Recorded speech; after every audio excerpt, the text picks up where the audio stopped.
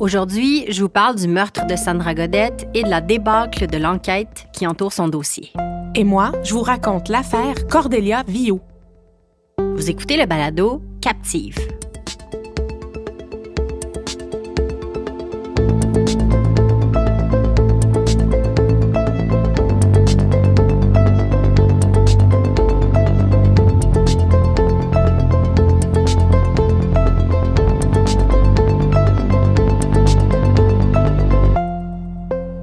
Annie, bienvenue dans la saison 4 de Captive. C'est reparti pour une série de 8 nouveaux épisodes et encore une fois cette année, j'ai très hâte de découvrir tes histoires et de te présenter les miennes, forcément. Pareillement, Michel. Comme d'habitude, évidemment, je ne sais rien de ce qui s'en vient de ton côté, sauf que je sais que pour aujourd'hui, tu as un très long segment parce que tu me l'as dit plusieurs fois pendant ta rédaction. Eh bien, moi aussi, j'ai un très long segment aujourd'hui. Alors, je pense qu'on ne perdra pas trop de temps, si tu le permets, et qu'on va entrer illico dans le vif du sujet. Allons-y. Aujourd'hui, je t'avertis, je sors complètement de ma niche. Non seulement je te parle pas d'une disparition, mais en plus, le cas que je vais survoler est techniquement considéré comme fermé, résolu. J'ai choisi de me lancer quand même dans cette histoire révoltante-là parce qu'elle est vraiment toute spéciale pour moi. Hein? Premièrement, parce qu'elle s'est déroulée dans ma ville natale, Val-d'Or, alors que j'avais 9 ans. Ça a été mon premier contact avec la notion de crime, je pense, en fait, de crime violent, en tout cas. Peut-être même que mon grand intérêt pour les crimes réels est né juste là, à ce moment-là. Je me souviens très, très bien d'à quel point j'étais déroutée, effrayée même quand c'est arrivé, hein? Tout comme le reste de ma communauté, dans le fond, qui avait jamais vécu un tel drame. Le meurtre sordide d'une jeune adolescente de 14 ans. Je sais que j'ai déjà passé tout un épisode sur Val-d'Or à la dernière saison, hein, dans l'épisode de Cindy Rupert House, et que je soulignais déjà les grandes failles de la Sûreté du Québec à ce moment-là. C'est pas de gaieté de cœur que je me penche encore sur les failles de la police de Val-d'Or aujourd'hui, crois-moi. J'ai aussi choisi de parler de cette histoire parce qu'on nous l'a demandé au moins une vingtaine de fois, hein, j'exagère pas, je pense.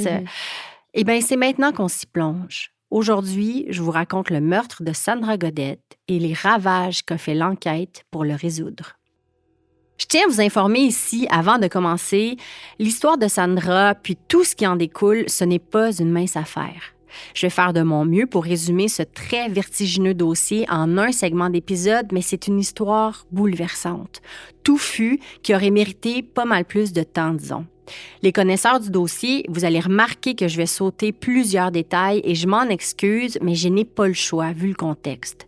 Je suis quand même rassurée de pouvoir vous diriger vers l'excellente série documentaire Meurtrier sur mesure, pilotée par Martin Paquette et Isabelle Chevrier, parue en 2019, qui est maintenant disponible sur la plateforme Vrai, et vers le livre du même nom, donc Meurtrier sur mesure, l'énigme de Val-d'Or, de M. Jean-Claude Bernheim.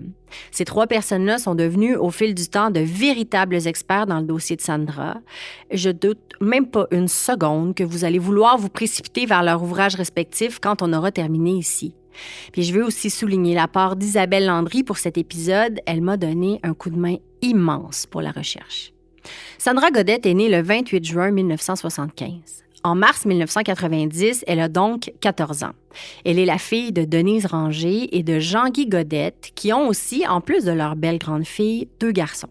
Sandra, c'est la cadette du trio. Elle habite donc avec sa famille à Val-d'Or, dans un appartement situé au 1850 boulevard Forêt, appartement 1. Sandra est en secondaire 2 et fréquente la polyvalente Le Carrefour, mon école secondaire. Bon, évidemment, j'avais 9 ans à l'époque, là, moi, j'y étais pas encore, mais ça m'a toujours fait drôle de penser que j'ai parcouru les mêmes corridors qu'elle, pas trop longtemps après son passage.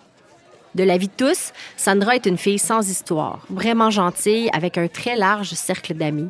Une bonne étudiante qui aimait beaucoup l'école et une jeune ado qui aimait faire des affaires d'ado. Aller à la danse le vendredi soir, aller voir des matchs de hockey à l'aréna et passer du temps avec Steve, son amoureux. On ne sait pas grand-chose sur Steve. Je ne sais pas il avait quel âge en 1990, ni même depuis combien de temps lui et Sandra se fréquentaient. Mais ce que je peux te dire, Annie, c'est que selon le journal Le Soleil du 14 mars 1990, Sandra passe la soirée du vendredi 9 mars avec lui. Elle quitte donc son appartement du boulevard Forêt pour aller rejoindre son amoureux chez l'oncle de celui-ci, où il gardait ses neveux et nièces. Vers 21 heures, ils auraient quitté tous les deux pour se rendre au domicile de Steve, qui habitait avec ses parents, au 264 rue Bouchard, toujours à Val-d'Or. Sandra et lui auraient passé la soirée ensemble jusqu'à ce que Sandra quitte vers 23h45, elle qui devait être de retour à la maison autour de minuit. Elle s'habille et part seule vers chez elle, un trajet de 1,8 km, qui aurait dû lui prendre environ 25 minutes de marche. Un trajet qu'elle n'empruntait que très rarement le soir, puisqu'habituellement, c'est son père qui venait la prendre en voiture. Mais ce soir-là, tu me vois venir, Annie, Sandra, qui devait rentrer à pied, ne s'est jamais rendue chez elle comme prévu. Ce soir-là, donc, le soir du 9 mars 1990, Jean-Guy, le père de Sandra, est absent. Il a quitté pour le week-end vers le chalet pour aller faire des travaux. Denise, la mère de Sandra, est donc toute seule à l'appartement quand les minutes, puis les heures passent et que sa belle Sandra n'arrive toujours pas. Elle passe la nuit inquiète, au bord des larmes, complètement mortifiée de voir que Sandra n'arrive pas. On n'oublie pas qu'on est dans l'ère précellulaire, hein, Annie? J'imagine pas comment tu devais te sentir dans ces situations-là, incapable de rejoindre ton mari, premièrement, incapable de faire quoi que ce soit, en fait, pour te sentir ne serait-ce qu'un tout petit peu proactif, là, comme, je sais pas, aller sur les réseaux sociaux à la recherche des amis de ta fille ou même simplement tenter de la joindre sur son cellulaire. Non.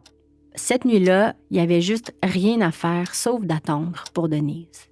Et après une nuit de torture et une matinée à tenter de joindre tous les amis de Sandra pour savoir si elle était avec eux, mais sans succès, Denise signale la disparition de Sandra à la police municipale de Val-d'Or le samedi 10 mars vers 14h30. Dans le documentaire Meurtrier sur mesure, Denise le dit de but en blanc. Elle le savait au fond d'elle que quelque chose était arrivé à sa fille. Elle l'a senti. Sandra n'avait absolument pas le profil de découcher sans le dire. Si elle avait été en mesure de revenir à la maison ce soir-là, elle l'aurait fait. L'avis de disparition commence à circuler en boucle à la radio de Val-d'Or le dimanche 11 mars. On se rappelle que Sandra n'a pas été vue depuis le vendredi soir alors qu'elle quittait la maison de Steve. C'est en entendant cet avis à la radio que Martin Dufour, un camionneur, repasse le fil des événements de la veille dans sa tête. Ceux du samedi 10 mars, alors que lui et sa blonde étaient ensemble dans un camion pour faire une run de bio, du transport de bois, autrement dit, et qu'à la jonction du chemin Bécarrière et du boulevard Barrette, en bordure de Val-d'Or, ils sont sortis tous les deux du camion pour s'assurer de sécuriser le chargement. C'est à ce moment-là qu'ils auraient remarqué des vêtements dispersés dans la neige au bord de la route. Bon, ils n'en ont rien pensé de bien précis à ce moment-là. Ils sont simplement remontés dans le camion avant de repartir vers la ville.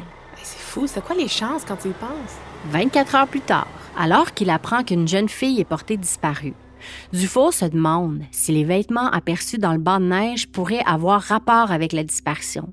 Il prend donc la décision éclairée d'aller voir les policiers et les amène sur les lieux. On saisit alors les vêtements. J'aimerais te dire exactement de quoi il s'agissait, Annie, mais l'information est difficile à trouver. Cela dit, j'ai cru comprendre qu'il s'agissait d'un manteau, d'un chandail, d'un pantalon, bref, de presque tout l'attirail complet qu'on porte généralement à la fin de l'hiver, sauf les bottes et les sous-vêtements qui n'étaient pas sur les lieux. Et selon ma compréhension, c'est en fin de journée du dimanche 11 mars qu'on est en mesure de confirmer que cet attirail, il appartient intégralement à Sandra Godette. Dès le lendemain matin, soit le lundi 12 mars, le sergent Gilles Gagné quitte le poste de police de Val-d'Or vers 8h30 dans le but d'aller inspecter le secteur où les vêtements de Sandra ont été retrouvés.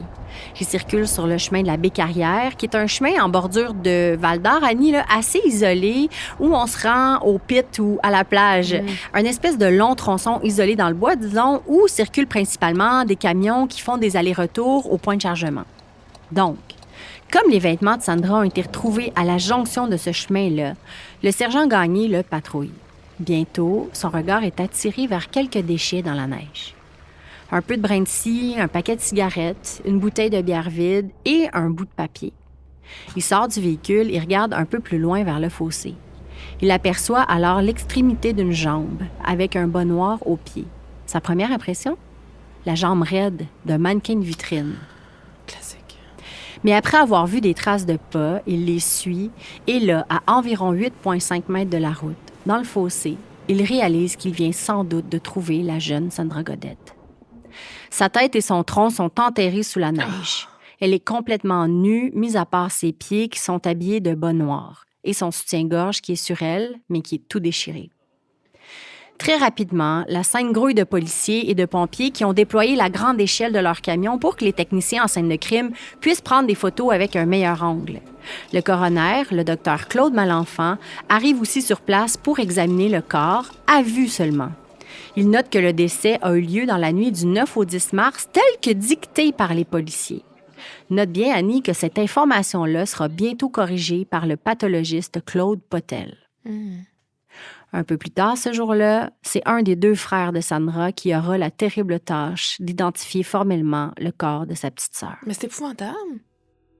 Sur le rapport du coroner, qui, curieusement, date du 20 février 91, donc presque un an après la découverte du corps, voici ce qu'on peut lire. Annie? Le décès est dû à l'asphyxie mécanique par strangulation manuelle. L'autopsie a également révélé la présence de morsures récentes au niveau des 2 seins et de la région génitale. Il y avait présence de congestion, d'échymose discrète et de petites érosions récentes au niveau de la vulve, de même que quelques contusions récentes mineures sur le corps. Dans le documentaire Meurtrier sur mesure, le docteur Claude Potel parle des résultats de son autopsie pratiquée sur le corps de la jeune fille le lendemain de sa découverte. Entre autres, il explique qu'il remarque des fragments de pastilles sur les lèvres et dans la bouche de Sandra, qui avait les lèvres bleues. Il remarque quelques lésions sur le cou, comme des marques d'ongles qui corroborent la théorie de l'étranglement. Il note qu'il ne décèle sur le corps aucune trace de sperme ni marque de défense, mais remarque sur la vulve des indices d'agression sexuelle. Et selon lui, contrairement à ce qui est indiqué sur le rapport du coroner Malenfant, la mort remonte entre 36 à 48 heures avant l'autopsie. Donc, elle aurait été tuée le dimanche 11 mars, entre 9h30 et 17h30, et non dans la nuit de vendredi à samedi, soit celle du 9 au 10 mars, comme c'est annoncé partout. Et curieusement, Annie, à ce jour, c'est cette date qui fut dictée au coroner Malenfant par les policiers qui est considérée officiellement, et non celle du médecin légiste Claude Potel suite à son autopsie. Annie, je ne sais pas si tu sais à quel point ce genre d'événement est rare à Val-d'Or, pour ne pas dire inusité. J'ai demandé à mes parents et effectivement, ils ne se rappellent pas ni l'un ni l'autre d'avoir eu vent d'un tel drame de mémoire d'homme là, à Val-d'Or comme dans les environs. Ben voyons. Ouais, la population était évidemment horrifiée là, et avec raison et révoltée qu'on ait pu faire ça à une enfant. Inutile de te préciser que dès les premières minutes de cette enquête, la pression est énorme sur la police municipale de Val-d'Or pour trouver le ou les brutes qui ont fait ça à Sandra, mais aussi pour calmer le vent de panique sur la ville qui craint un tueur violent au large. C'est l'enquêteur Daniel Huard qui prend comme première tâche d'aller enquêter du côté des camionneurs qui, on le sait, Annie, circulent beaucoup sur le chemin de la Baie-Carrière où a été trouvée Sandra. Il part vérifier le registre de la pesée des camions qui voyageaient dans la nuit du 9 au 10 mars et bien rapidement, il tombe sur un camionneur du nom de Donald Saint-Pierre qui a une information intéressante à lui livrer.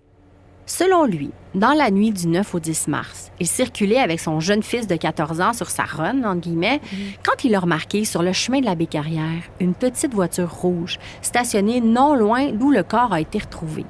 Il se souvient très bien d'avoir parlé au CB de cette voiture avec un autre camionneur pour rire un peu, en se disant qu'il s'agissait probablement de parqueux.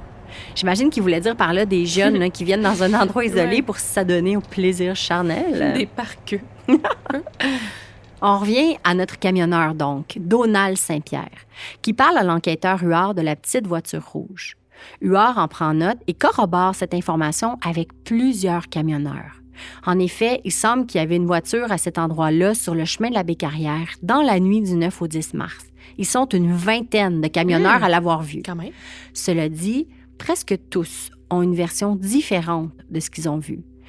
Une petite Honda bleue, une américaine blanche, un pick-up avec la boîte recouverte. Bref, la plupart auront une version bien différente de celle de Saint-Pierre et de son fils de 14 ans qui était à bord avec lui. Ben, c'est bien bizarre. Très vite, la police va d'ailleurs partir avec le jeune Saint-Pierre de 14 ans faire le tour des concessionnaires de Val-d'Or pour lui montrer différents types de véhicules rouges, un peu pour lui rafraîchir la mémoire. Mais plus précisément, on lui montre des petites voitures rouges de type 4x4, genre un tracker. Là. Tu sais, comme des petits Jeeps. Là. Oui. Pour une raison que tout le monde ignore, encore à ce jour, La police semble insister beaucoup pour lui montrer ce genre de voiture. Pourtant, c'est pas ça qu'il avait dit dès le départ. Non, il avait simplement parlé d'une voiture rouge. OK. La police lui montre aussi des plaques décoratives sur fond rouge. Tu sais, le genre de plaques qu'on met parfois là, en avant de son auto pour personnaliser son véhicule là, avec des dessins ou des citations anecdotiques. Quelques jours après cette opération-là, on va hypnotiser le jeune garçon de 14 ans pour lui faire dire exactement ce qu'il a vu cette nuit-là, lui, sur le chemin de la Bécarrière. Mais seras-tu surprise, Annie, d'apprendre que l'adolescent, sous hypnose, dira avoir vu une voiture de type Tracker rouge avec une plaque décorative sur fond rouge? Mais voyons donc. La police prend son témoignage en note avec intérêt. Plus tard, le camionneur Donald Saint-Pierre, donc le père du jeune adolescent hypnotisé, rappelle l'enquêteur Huet pour lui dire qu'il vient lui aussi de se rappeler de ce qu'il a vu. Un tracker rouge avec un toit blanc. Et qu'il connaît justement un homme qui a exactement ce genre de voiture. Un autre camionneur, un homme assez bizarre et asocial, du nom de Laurent Taillefer. Aussitôt, les policiers se rendent à l'appartement de M. Taillefer pour prendre des photos de son véhicule, un tracker rouge avec un toit blanc et une plaque décorative sur fond rouge, tel que décrit par Saint-Pierre. À partir d'ici, Annie, c'est la naissance d'une vision tunnel étanche chez les policiers qui sera dévastatrice pour l'enquête et pour la vie de 3 hommes de la région. Mais c'est incroyable, toute la suggestion qu'il y a eue. C'est incroyable. C'est donc le 17 mars, 5 jours à peine après avoir découvert le corps de Sandra, que les policiers se rendent pour la 2e fois chez Laurent Taillefer, cette fois non seulement pour saisir son véhicule, mais pour le réveiller, lui, brutalement, et perquisitionner son appartement. Laurent Taillefer, qui lui n'a aucune idée, Annie, qu'il est dans la mire des policiers, encore moins la raison de cette descente, raconte qu'il était absolument confus ce matin-là. Les 2 policiers étaient habillés en civil, ce qui n'aidait en rien, et bientôt, Laurent est sommé de s'habiller et de les suivre au poste. Une fois là-bas, on le martèle de questions. Entre autres, s'il a été sur le chemin de la Bécarrière dans la nuit du 9 au 10 mars. Assez vite, là, ils en viennent aux faits. Ils savent que c'est lui qui a tué la jeune Sandra Godette. Comment ils savent? On a vu son tracker rouge sur les lieux du crime. Taillefer, bien qu'abasourdi, conteste vigoureusement ce que la police avance. Il coopère en donnant un échantillon d'ADN et même en passant le polygraphe. On lui dit pourtant qu'il a échoué le test, qu'il ment. Et à ce moment-là, évidemment, Annie, comme n'importe qui à qui ça arriverait, Laurent Taillefer est convaincu que les policiers vont se rendre compte assez rapidement qu'ils font fausse route. Taillefer raconte dans le documentaire Meurtrier sur mesure que durant cet interrogatoire-là, les policiers l'emmènent en pleine nuit voir l'endroit où Sandra a été découverte et que pour l'intimider et l'inciter à parler, ils tirent un coup de fusil dans les airs. Mais voyons donc! Voyant que Taillefer ne bronche pas et qu'il est loin d'un homme au bord de faire une confession, les policiers le ramènent chez lui. Mais c'est n'importe quoi! Je pense que ça te donne le ton pour la suite. Franchement. Quelques jours après cette première action dans le dossier, les médias valdoriens annoncent qu'un suspect est désormais dans la mire des policiers et, sans le nommer, diffusent toutefois une photo du tracker rouge de Laurent. Franchement.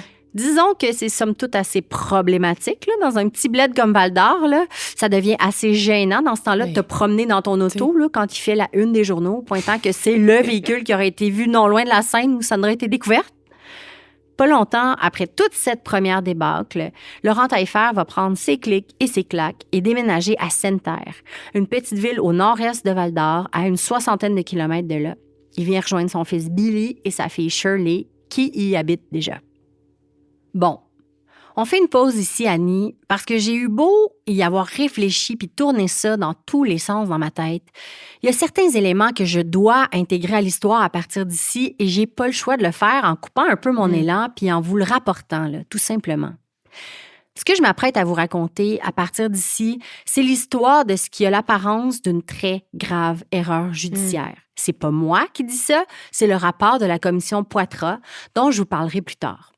Une erreur qui va donc mener 3 innocents directement en prison, oui, mais pire que ça. J'irais jusqu'à dire que ça va les mener directement en enfer.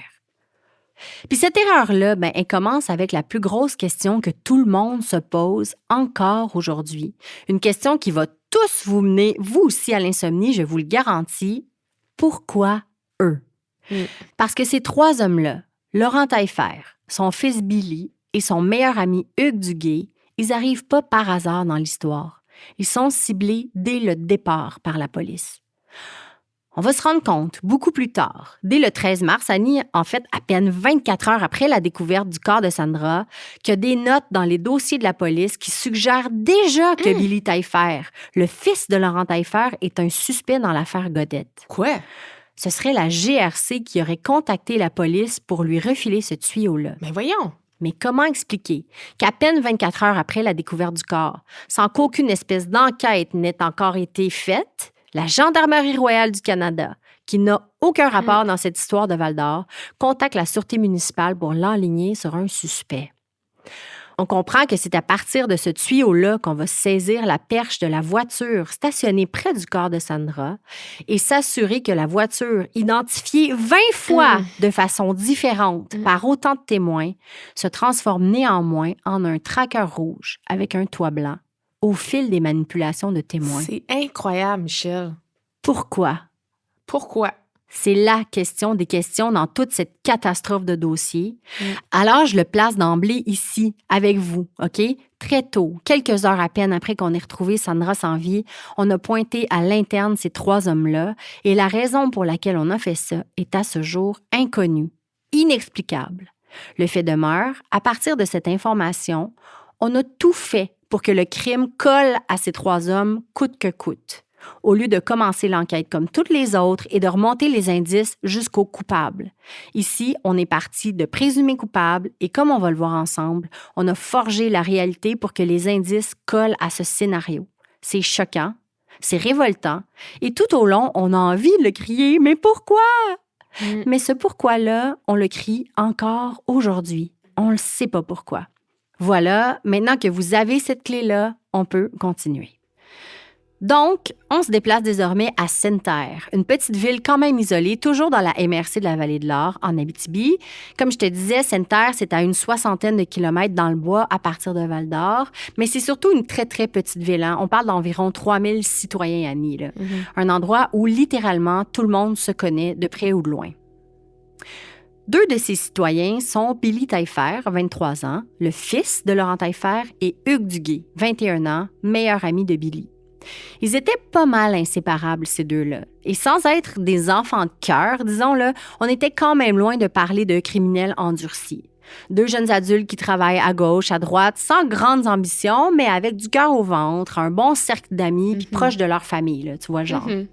Billy est souvent portier dans quelques bars de la ville, puis, bon, quand ils sont pas ensemble dans les bars, les 2 amis se promènent en voiture pour jaser, écouter de la musique, là, rien de bien extravagant, finalement. J'imagine que le mois de mars 90 était quand même assez chamboulé pour eux, là, considérant que le père de Billy avait été tabassé par la police de Val-d'Or, puis même pointé du doigt pour le meurtre d'une ado, là, c'est pas banal quand même. Mais bien naïvement, j'ai l'impression que ça tirait plus sur l'anecdote pour eux, tu sais, pensant évidemment que tout ça était derrière eux déjà, une erreur de la police de Val-d'Or de laquelle ils n'entendraient plus jamais parler.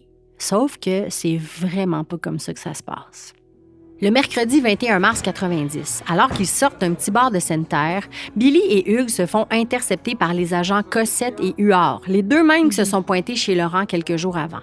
On vient les brasser un peu pour leur demander ils faisaient quoi, eux autres, dans la nuit du 9 au 10 mars. Moi, là, ça me fait toujours hérisser le poil sur les bras de m'imaginer me faire demander une affaire comme ça, Annie. On fait l'exercice, OK? Peux-tu me dire ce que tu faisais, toi, mercredi, il y a 2 semaines? Arrête. Maintenant! Arrête! Vas-y! Ça. Non, je ne sais pas. Je faisais sûrement rien. J'écrivais sûrement captive, en fait, Michel. Tu sais, j'ai de la misère à savoir j'étais où avant hier, là. Je sais, c'est paniquant. Je sais pas, attends. Voyons. Je peux pas m'imaginer, tu sais, avoir à dire ça sur le spot à 2 polices qui t'attendent, là. On s'entend aujourd'hui, on a des traces souvent avec les réseaux sociaux, nos cellulaires, tout ça, mais en 91... Hey, imagine le stress. Voyons, tu n'as pas de traces nulle part, là. Ben non. Cela dit, si Hugues et Billy ne savent pas exactement ce qu'ils ont fait dans la soirée du 9 au 10 mars 90, ils savent une chose cruciale, c'est qu'ils n'étaient pas à Val-d'Or et qu'ils ont une tonne de témoins pour corroborer leur dire. Mais est-ce que ça semble intéresser les agents Cossette et Huard, ça, Annie? C'est sûr que non. Pas du tout. Franchement. C'est donc pas mal à ce moment-là que Billy et Hugues comprennent qu'après avoir achalé Laurent pour le meurtre de Sandra Godette, un meurtre dont ils n'ont d'ailleurs pas vraiment eu vent, hein? Rappelle-toi, Annie, là, ils sont dans une autre ville, Hugues et Billy. Là. Le meurtre de Sandra n'a absolument pas la même résonance à Sainte-Terre qu'à Val-d'Or. Mais tout de même, semble qu'ils soient les nouveaux suspects sous la loupe des policiers. Dans le documentaire, Billy raconte candidement qu'à partir de là, quoi qu'ils fassent, où qu'ils aillent, ils étaient suivis par la police. Des agents les collaient jour après jour, à pied, en auto, puis pas discrètement, là, comme en exercice de filature. Là. Non. À la vue et au su de non seulement Hugues et Billy, mais aussi de tous, de tout le village. C'est carrément de l'intimidation. Exactement. Je cite Billy Taillefer. « J'avais peur, mais j'avais confiance qu'ils allaient s'apercevoir qu'on n'a rien fait. » Mais c'est sûr! C'est sûr que tu peux pas t'imaginer qu'ils vont s'acharner sur toi au point où t'accuser, mettons. Impossible. Pendant que Billy et Hugues, donc, se font intimider par la police à Sainte-Terre, l'enquête se poursuit à Val-d'Or. Mais Annie, ça me coûte de dire enquête, parce que c'est plutôt une opération de pêche qui se fait. Hein? Une opération qui a pour seul but de trouver des témoignages qui placent les deux jeunes hommes de Sainte-Terre à Val-d'Or dans la nuit du 9 au 10 mars 90. Et pour faire fitter ça dans leur narratif, on va faire des pieds et des mains. Par exemple, interroger à 4 reprises la voisine du dessus de chez Laurent Taillefer, à Val-d'Or, et chaque fois prendre une déposition bien différente de la dernière. On passe littéralement de « j'ai rien remarqué de spécial dans la nuit du 9 au 10 mars » à « ah oui, j'ai entendu pas mal de bruit puis j'ai vu le tracker rouge dans le cours » à finalement affirmer lors de sa 3e déposition que dans la nuit du 9 au 10 mars, la voisine a entendu beaucoup de grabuge chez Laurent, que ça l'aurait réveillée, qu'elle serait allée à la fenêtre et aurait alors aperçu Hugues et Billy dehors et qu'au petit matin, elle aurait aussi entendu la douche couler 2 fois. D'après toi, Annie, les policiers ont gardé laquelle des dépositions? Mais ça sent le brainwash, ça. La manipulation de témoins. Absolument. Bien sûr. Un autre témoin rencontré près du quartier où Sandra a probablement marché dans la nuit du 9 au 10 mars pour revenir de chez son chum affirme avoir entendu un cri de femme ou un cri d'adolescente. Je ne sais pas c'est quoi la différence, mais en tout cas. Et affirme aux policiers qu'il semblait venir du bout de la rue complètement, soit près d'une station-service. Justement, la station-service voisine de l'appartement de Laurent Taillefer. Encore une fois, le témoignage de cette dame différera d'une fois à l'autre. Ces 2 témoignages bien pratiques, hein, en plus de ceux des camionneurs Saint-Pierre et de son fils de 14 ans, commencent à ressembler à un semblant de dossier de preuve contre les Taillefer du Gué.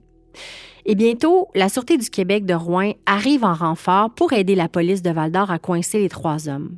Oui, Annie, pour aider à porter des accusations sur ces 3 suspects et non pour faire enquête. Mais pourtant, ce ne sont pas les éléments à enquêter qui manquent.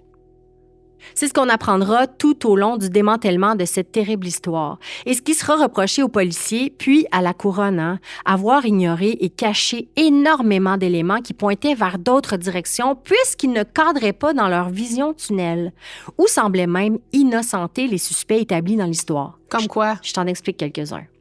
Le 26 mars 1990, 2 semaines après la découverte de Sandra, un chauffeur de taxi se rend au poste de police. Il croit avoir vu, dans la nuit du 9 au 10 mars, pas trop loin de son quartier, Sandra, dans une voiture stationnée, une grosse voiture brune, et elle semblait être avec 2 hommes et en grande détresse.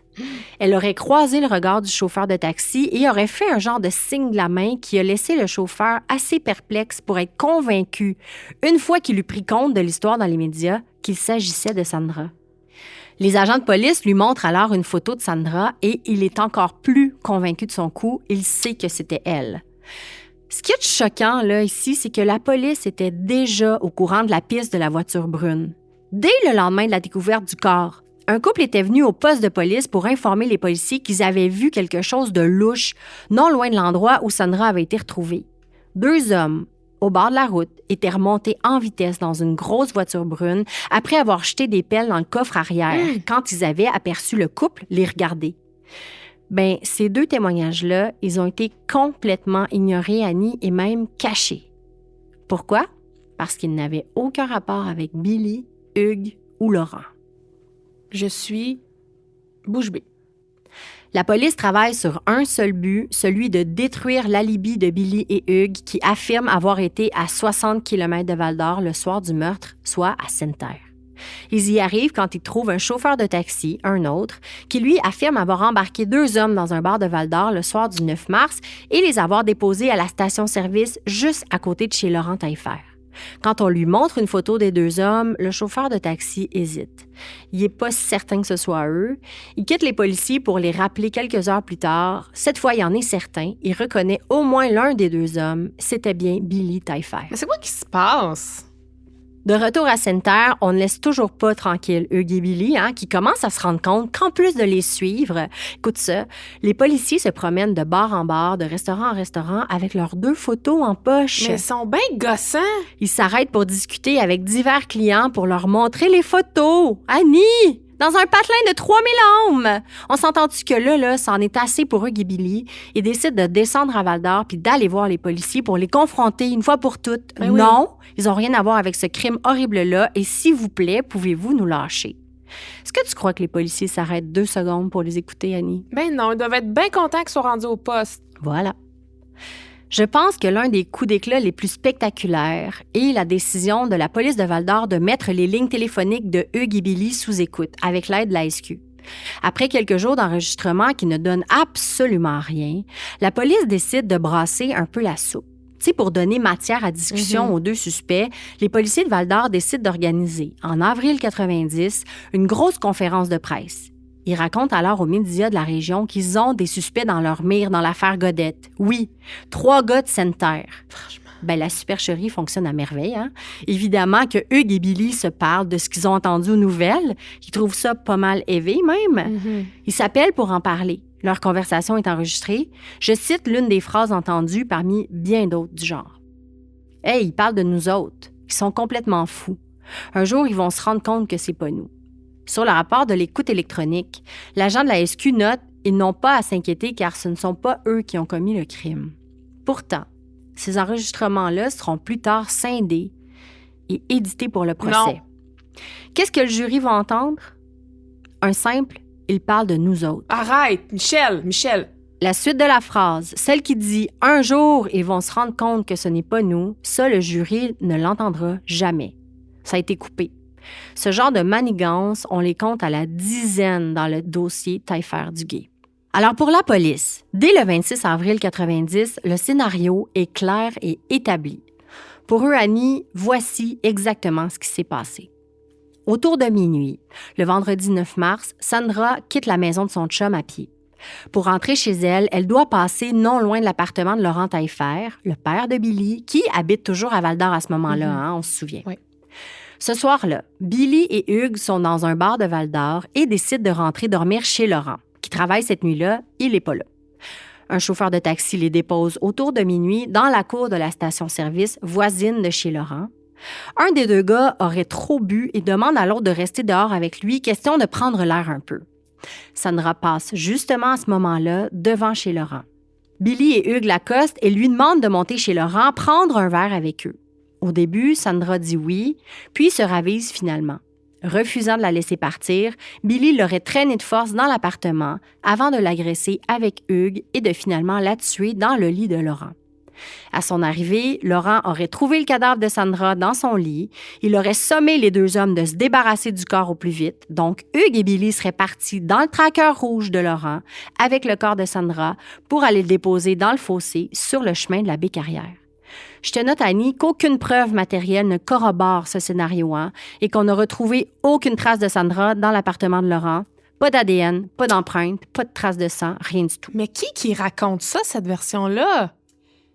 C'est donc avec ce scénario en tête, ignorant toutes les autres pistes et témoignages qui ne corroborent pas leur idée, que les policiers attendent au vendredi 27 avril, autour de minuit, pour aller arrêter simultanément Hugues, Billy et Laurent aux endroits respectifs où ils se trouvent.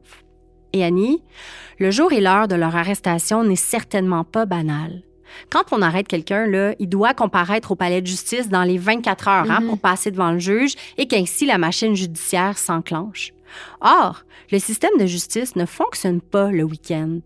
En arrêtant les gars un vendredi soir, ben là, ils se donnaient jusqu'au lundi matin pour obtenir d'eux ce dont ils avaient besoin pour s'assurer que les accusations allaient aller de l'avant. Des aveux. Et pour ça, ils avaient besoin d'aveux.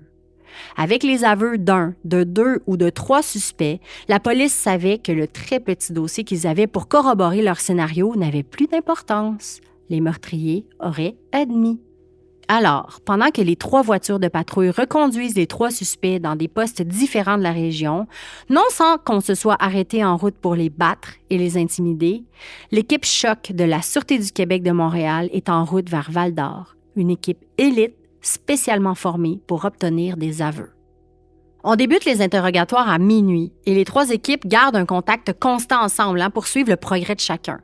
Laurent Taillefer raconte dans le documentaire qu'on le fait mettre à genoux, qu'on lui a fait coller la tête au mur, qu'on lui lançait des crayons dans le visage en l'insultant. Je le cite. « C'est pas des enquêteurs, c'est une gang de fous. » Ben voyons donc! Dans les notes des policiers, on se rend compte qu'aucun des 3 suspects ne sont informés de leurs droits, surtout sur celui de garder le silence, et qu'on refuse son droit à parler à un avocat à Billy pendant de très longues heures. Au fil des heures qui passent, les responsables d'équipe s'informent mutuellement que rien ne bouge, qu'aucune confession n'est en vue. La tension est à son comble et la pression sur les policiers qui doivent recevoir une confession est au maximum. Puis, vers 3h30 du matin, l'impensable arrive. Non. Billy Taillefer est au bout de ses forces physiques et mentales. Il est épuisé, il a faim et surtout, il a peur. Quelques heures plus tôt, les policiers l'ont emmené dans un endroit isolé sur la route entre Sainte-Terre et Val-d'Or et l'ont battu violemment. Il est confus, il est désorienté.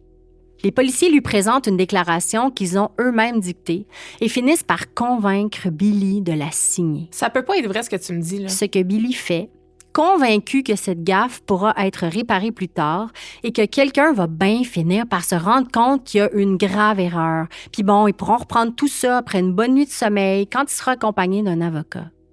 Sauf qu'Annie, c'est pas comme ça que ça fonctionne. Billy Taillefer venait de s'accuser du meurtre de Sandra Godette en entraînant avec lui son meilleur ami Hugues et son père, Laurent. Ah, ça me donne le goût de pleurer. Quand la nouvelle arrive dans les 2 autres équipes de policiers, Hugues et Laurent sont abasourdis. Comment Billy a-t-il pu faire une chose pareille? Hugues, lui, a refusé catégoriquement de signer la déclaration que la police a rédigée pour lui. Sauf que ils ont quand même réussi à le piéger, Annie. Sur la déclaration, les policiers qui rédigent font exprès de faire une erreur factuelle. Exemple, d'écrire le mauvais numéro de porte pour une adresse. OK? Ils rayent donc le mauvais numéro de porte pour écrire le bon numéro de porte et font initialiser la rature à Hugues en lui disant qu'ils sont obligés de lui signaler l'erreur qu'ils ont faite et qu'il doit accepter la nouvelle affirmation en plaçant ses initiales. Non. Ben, en fallait pas plus pour considérer toute la déclaration comme corroborée par lui. Parce que s'il accepte une affirmation sur la déclaration, logiquement, c'est qu'il considère le document complet comme valide, non? Alors voilà, 2 sur 3 qui ont à peu près signé des aveux.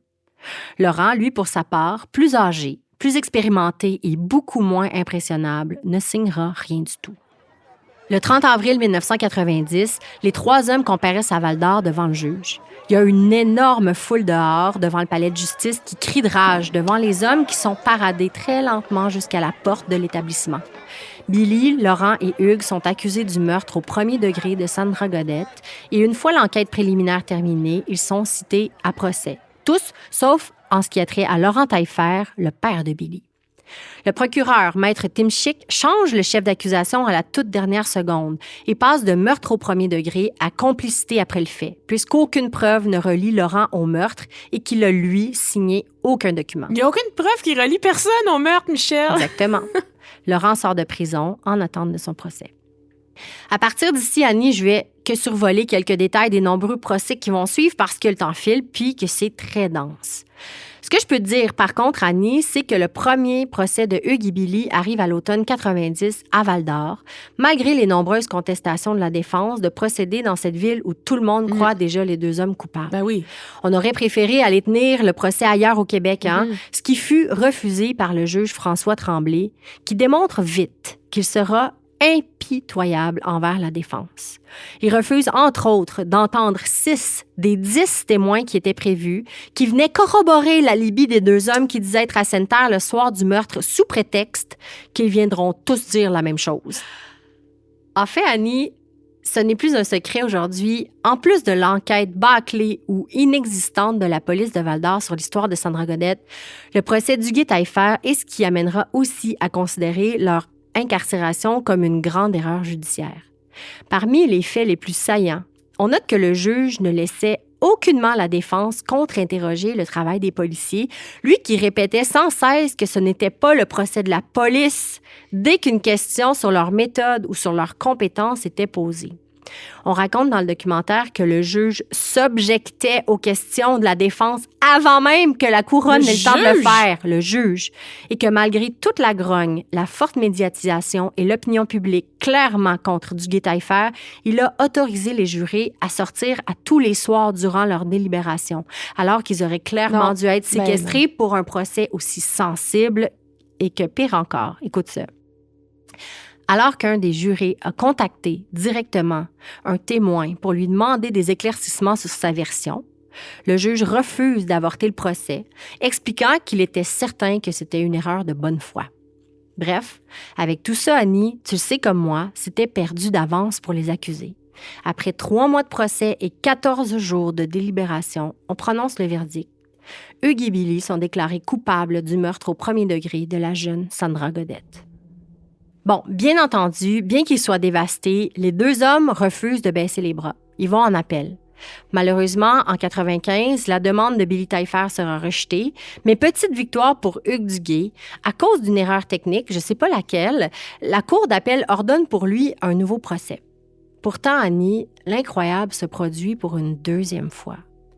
Complètement détruit d'apprendre que son 2e procès aura lieu devant le même juge, avec le même procureur de la couronne, encore dans la même ville, Hugues Duguay se décourage. C'est-tu légal?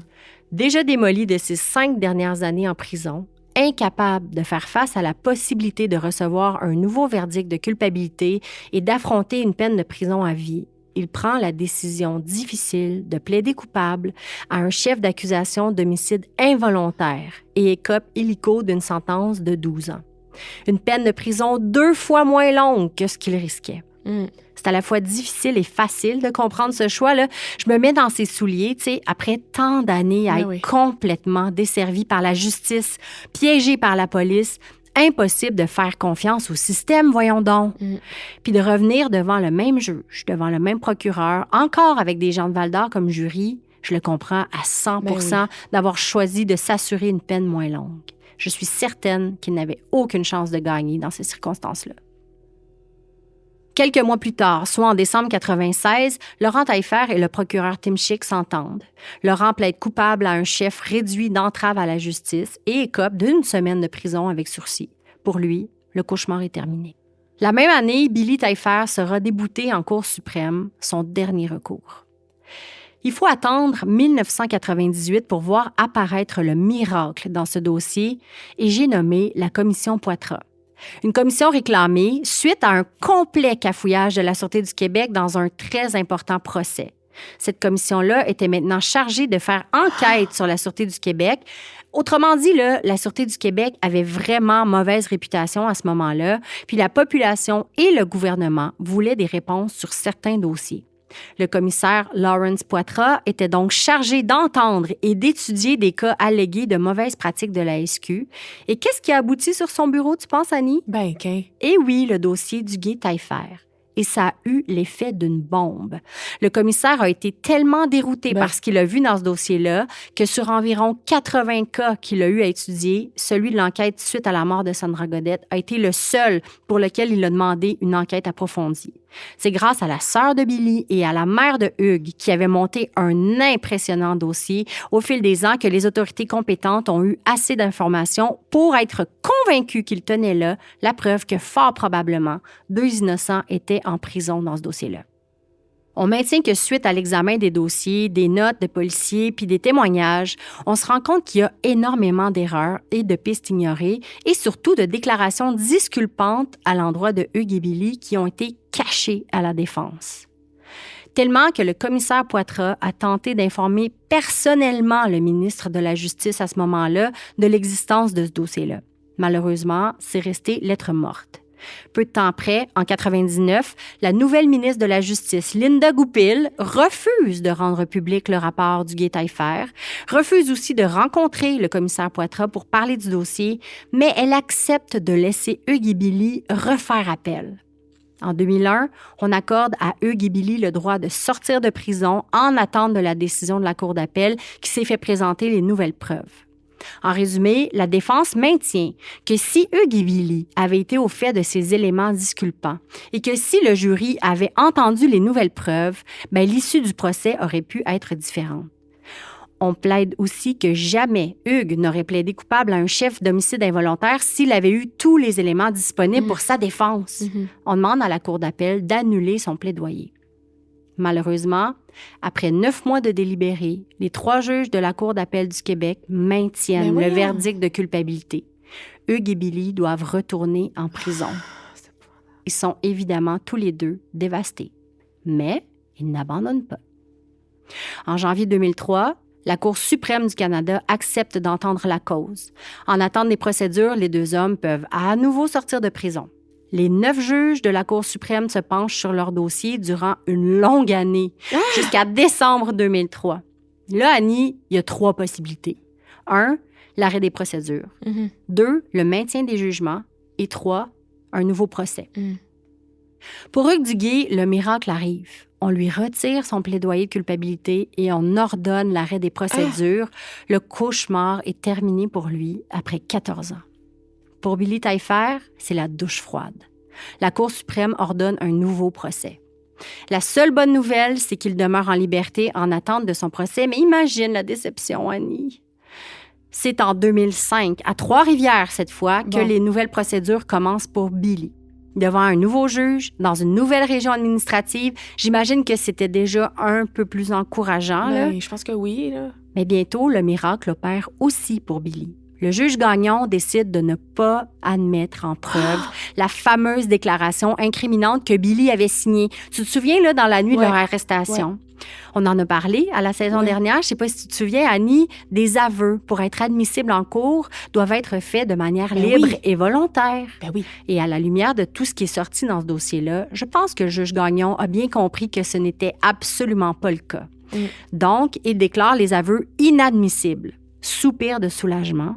Pourquoi? Parce qu'à part les aveux, là, mais la couronne a vraiment pas grand-chose dans son dossier pour relier Taillefer au meurtre de la belle Sandra. C'est plus gênant, mettons, rendu en 2005. Exactement.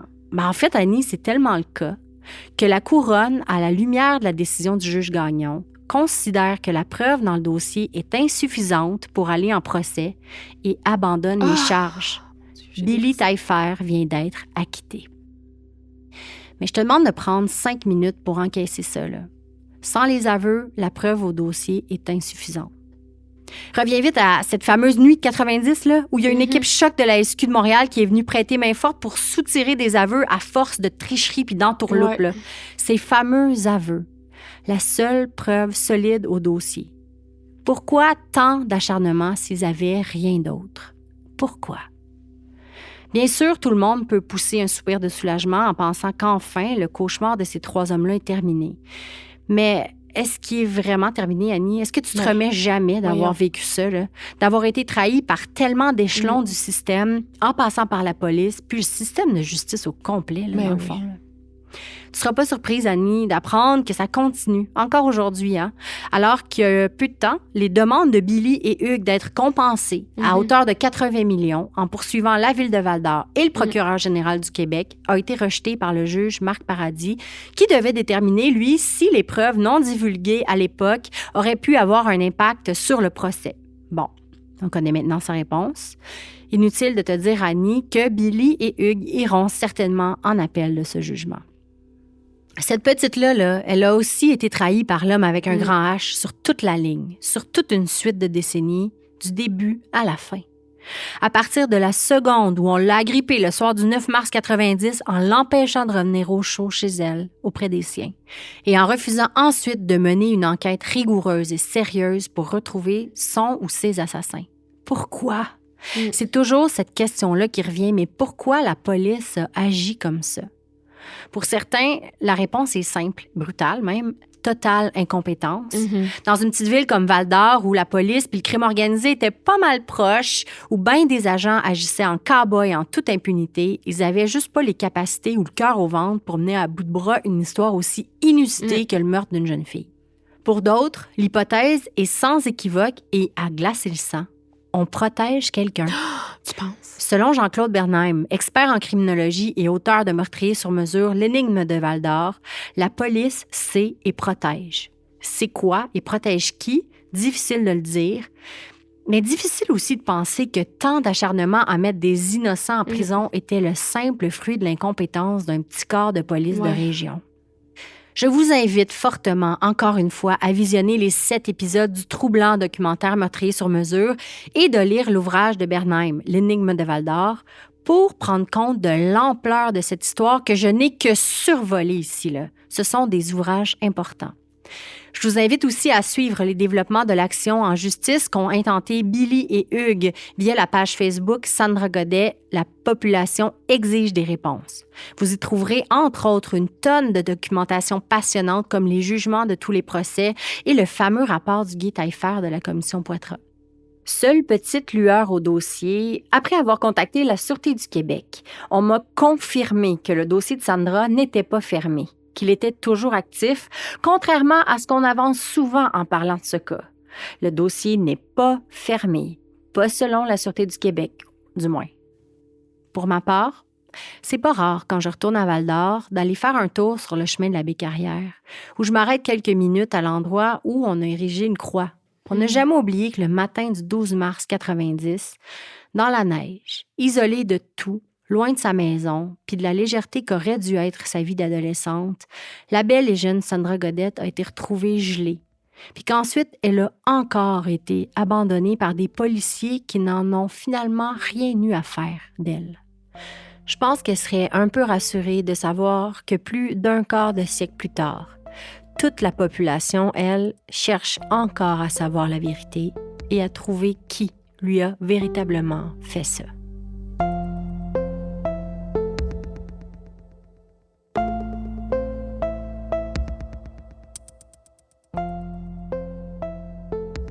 Michel, ce qui était au départ un hasard est devenu, je crois, une habitude pour moi avec les premiers épisodes des saisons de Captive.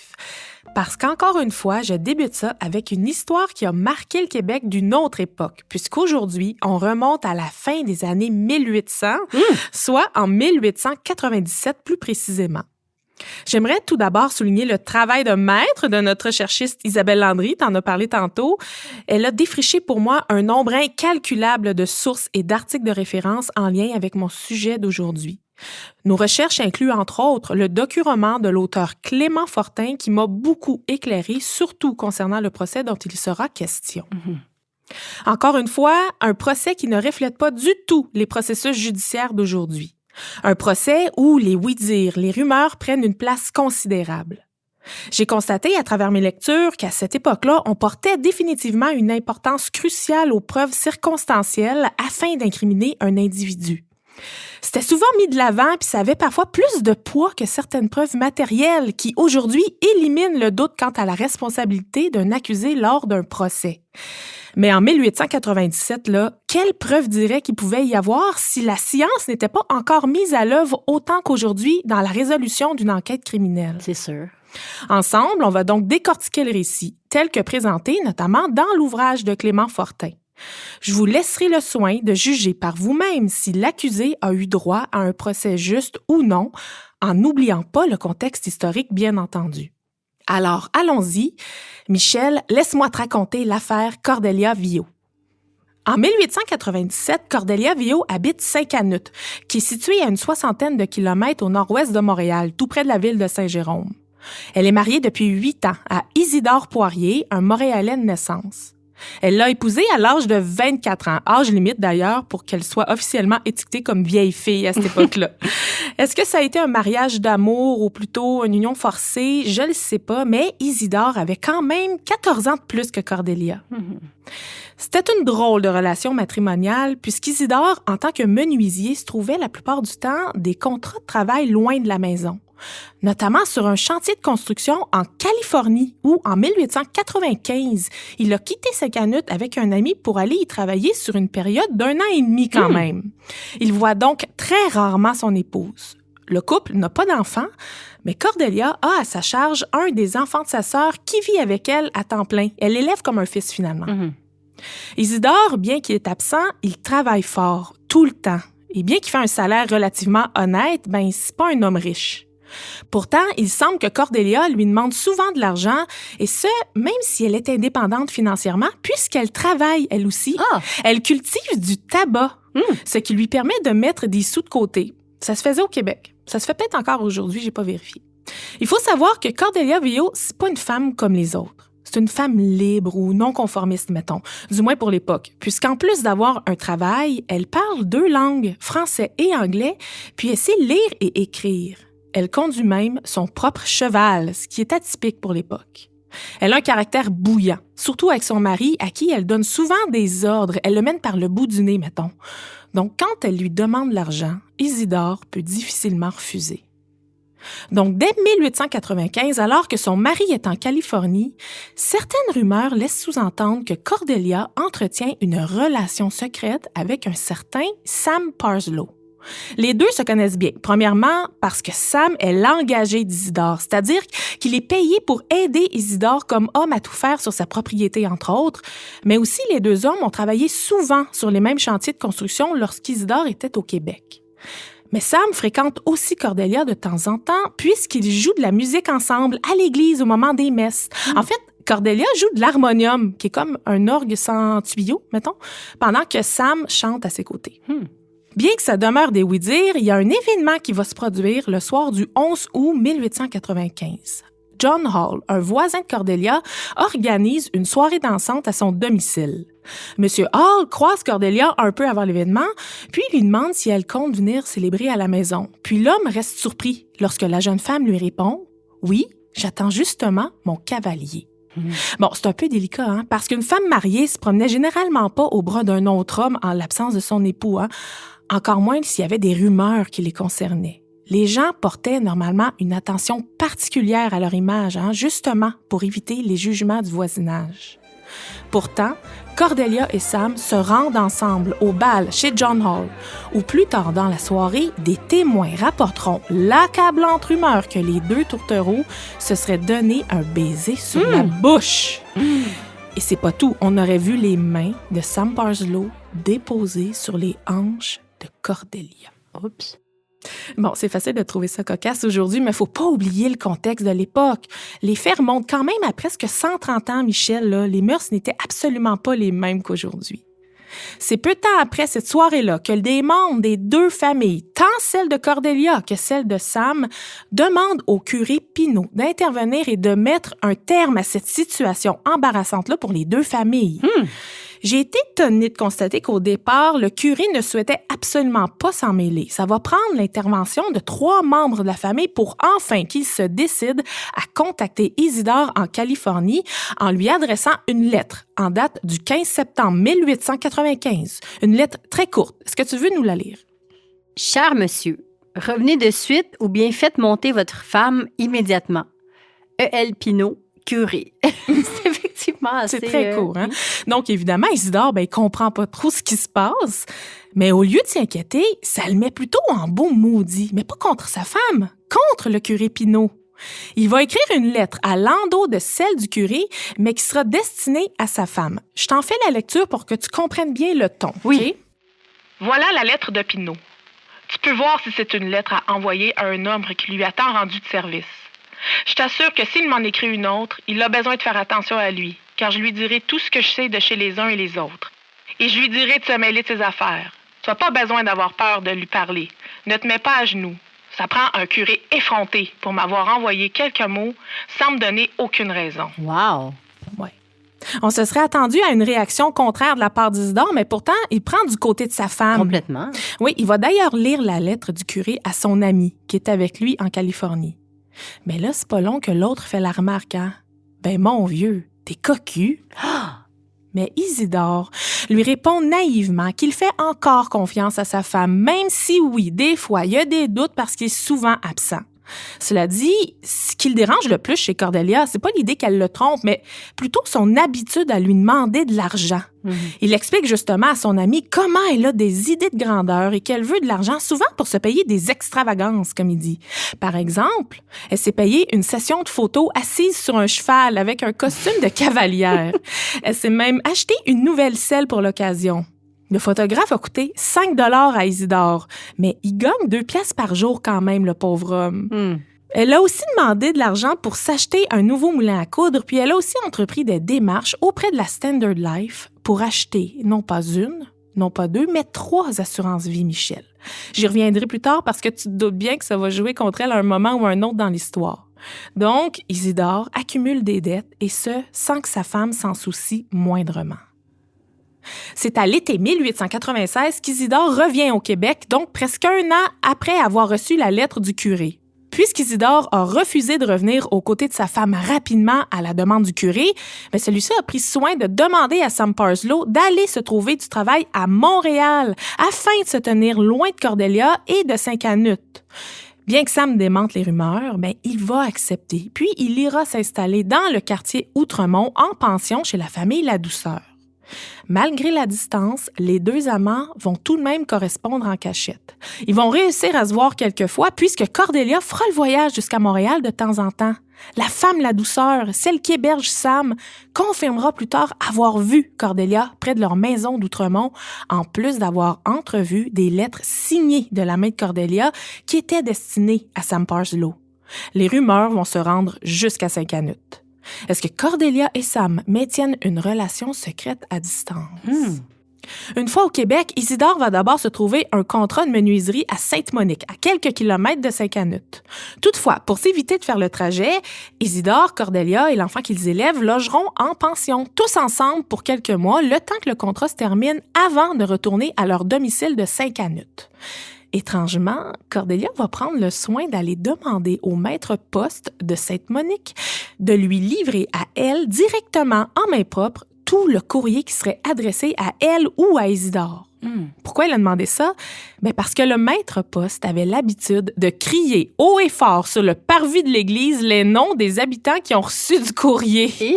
On s'imagine que Cordelia voulait peut-être pas trop attirer l'attention sur sa correspondance entre elle et Sam, qui logeait toujours à Montréal à ce moment-là. Pendant 1 année, les soupçons sur la relation entre Cordelia et Sam ne s'apaisent pas. Au contraire, je dirais même que les rumeurs sont bien établies au sein de la paroisse.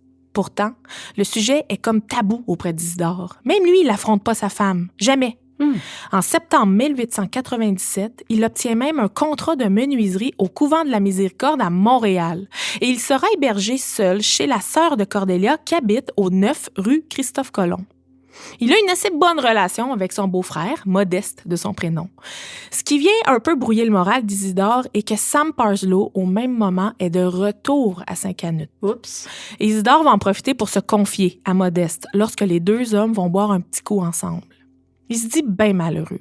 Il travaille fort, puis dès qu'il fait un peu d'argent, il doit l'envoyer à sa femme. Il va même pleurer devant son beau-frère sous l'effet de l'alcool. Il va lui dire « Quand je pense à elle, je pleure de chagrin. Je suis pas heureux d'entendre tout ce qui se dit à Saint-Canute au sujet de ma femme et de Sam. » Il va d'ailleurs partager ses états d'âme dans une lettre destinée à Cordelia qui date du 1er septembre 1897. Je t'en lis quelques extraits. « Je vois bien qu'il n'y a plus de bonheur pour moi sur cette terre. Je suis bien décidée d'endurer toute la peine que tu m'as faite et que tu me feras encore à l'avenir. Il ne me reste plus qu'à demander à Dieu de venir me chercher au plus vite. Je suis complètement découragée et démontée. » Pauvre Isidore. Oui.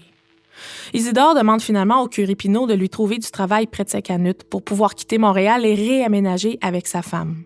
C'est un contrat de menuiserie à l'église de Saint-Jérôme qui se trouve à une 12aine de kilomètres de leur domicile qu'il va obtenir. Encore une fois, toute la famille vivra en pension, cette fois-ci à Saint-Jérôme, dans une première famille, les Lachapelle. On est au début novembre 1897. La famille Lachapelle remarque alors certains agissements ou certaines paroles de la part de Cordelia qui les rendent très mal à l'aise. Par exemple, en fin de journée du 15 novembre, dès qu'Isidore met le pied à la maison après sa journée de travail, Cordelia lui laissera pas une minute et elle lui lance devant tout le monde. « Isidore, tu vas aller coucher à Saint-Canute. » Évidemment, Isidore répond « J'ai travaillé toute la journée, dehors, j'ai eu froid, je suis épuisé, j'ai pas envie de prendre la route vers Saint-Canute ce soir. » Puis elle lui répond « Tu vas aller arranger le tabac. » Eh bien, sans dire mot, Isidore, qui a à peine eu le temps de souper, obéit à sa femme et reprend la route. Le soir même, Cordelia en rajoute devant les membres de la famille Lachapelle. En pleine discussion, elle va dire « Mon mari, c'est un paresseux, un lâche, un ivrogne, un homme sans talent. Les hommes qui sont élevés dans la ville, c'est pas digne de vivre. » Tabarnouche. Pendant la même soirée, elle va s'adresser à la jeune Délia Lachapelle, qui a 23 ans. Toujours pas mariée, mais qui souhaite rencontrer un futur époux. Cordelia se gêne pas pour lui dire « Si vous vous mariez, mariez-vous avec une personne que vous aimerez. On est trop malheureuse avec un homme qu'on n'aime pas. » Le lendemain, les Lachapelle ne sont pas trop déçus de voir Isidore et sa famille déménager dans une autre pension, plus spacieuse, plus proche de l'église cette fois-ci, chez les Meuniers. Le déménagement était prévu depuis quelque temps. Sauf que les Meuniers aussi ont droit à des scènes, disons, gênantes entre Cordelia et son époux. Le 17 novembre, une fois sa journée de travail terminée, Isidore se fait imposer par Cordelia d'aller reconduire Sam Parslow à Saint-Canute. Elle lui demande de manière très directe devant les Meuniers. Isidore est épuisé par sa journée de travail et par le froid, mais Cordelia insiste et Isidore finit par accepter. C'est un peu effronté, Oui. quand même. Il dira à l'un des Meuniers qu'il préfère obéir pour éviter la guerre. Au moment de partir, Cordelia a pris soin de lui exiger « Ne reviens pas ce soir, ne reviens que demain. » Je veux spécifier qu'Isidore ne déteste pas vraiment Sam malgré les rumeurs. Ils se connaissent bien depuis longtemps. Sam veut apprendre le métier de menuisier, donc les deux hommes ont une bonne relation de travail, disons ça comme ça.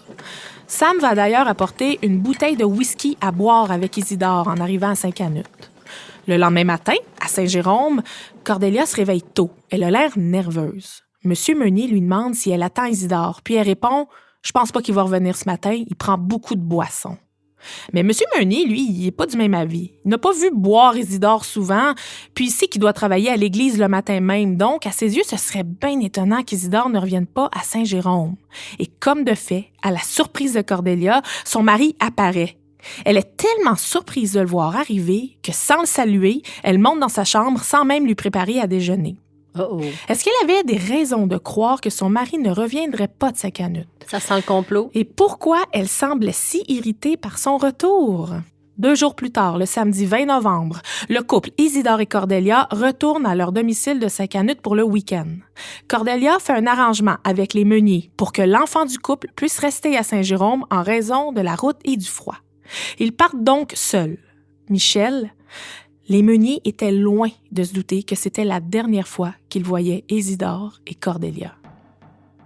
Le dimanche matin, le couple déjeune très tôt.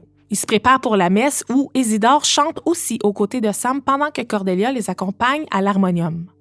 Pendant le service, Isidore invite Sam à venir prendre un petit verre après la messe, ce qu'il accepte. De retour à la maison, Isidore prendra 2 petits verres de whisky et Sam qu'un seul avant de quitter. Isidore et Cordelia s'apprêtent à dîner, mais un visiteur se pointe au même moment. C'est l'ami d'Isidore, celui avec qui il était allé travailler en Californie. Il s'est arrêté l'instant de quelques minutes pour faire des salutations, puis il restait juste assez longtemps pour boire une petite traite, comme ils disent. Une fois son ami parti, Isidore mange enfin son dîner. Un peu abattu par son repas puis les quelques verres de whisky qu'il a pris, il décide ensuite d'aller se coucher en début d'après-midi. De toute façon, Cordelia voulait se rendre au Vêpres, qui est une messe d'après-midi. Elle va y aller avec Sam. Vers 15 heures, elle demande à Sam de revenir avec elle à la maison pour qu'il puisse atteler son cheval en pensant que son mari allait encore dormir. Elle avait besoin d'aide puisque c'était une tâche un peu difficile. Les voisins, la famille Bouvrette, verront en effet Sam atteler une première fois le cheval de Cordelia entre 15h30 et 16h. Mais au même moment, Cordelia ressort de la maison en lui disant de laisser faire. Sam laisse donc tomber sa tâche et entre dans la maison rejoindre Cordelia.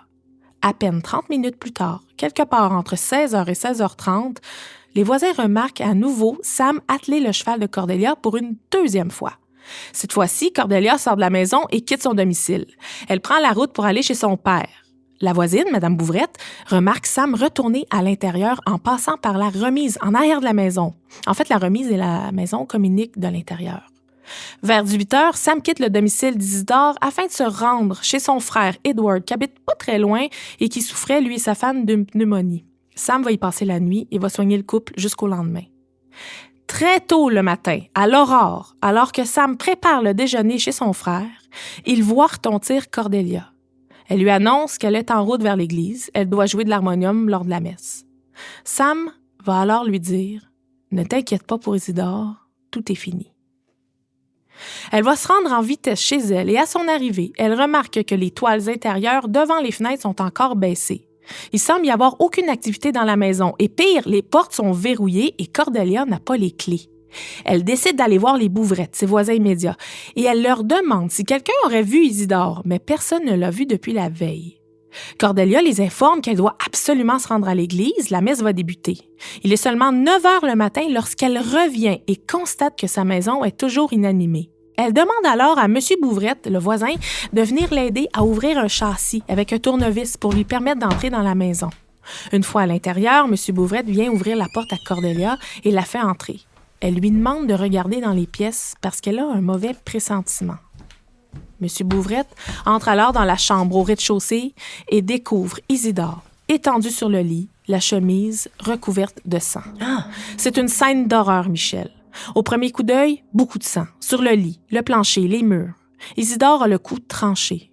Un couteau se trouve tout près de lui. Très, très vite, la nouvelle se répand dans le village. Cordelia se réfugie aussitôt chez les Bouvrettes pendant que le curé, les voisins viennent constater par eux-mêmes la scène sanglante. La rumeur dit qu'il s'est suicidé. Ben là. Il était bien déprimé, Isidore.